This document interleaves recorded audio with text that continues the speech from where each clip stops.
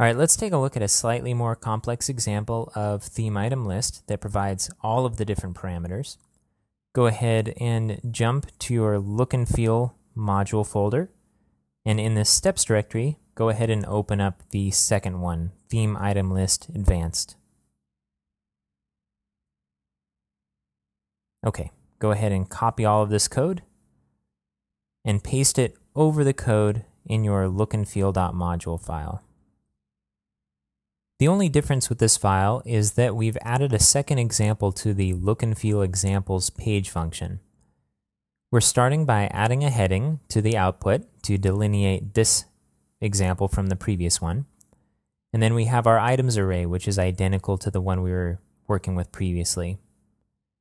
Finally, we're invoking the theme function on the item list function, but we're passing it a more complete array full of the different parameters that we can pass to this function.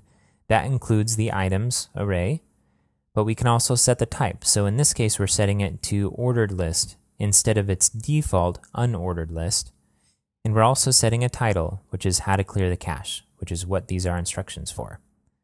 Okay, and finally, we're returning the output. So let's go ahead and save this and see how this looks when we refresh the page. So here's our second example right here. We have a title, and we have our list, but it's numerated instead of using bullets.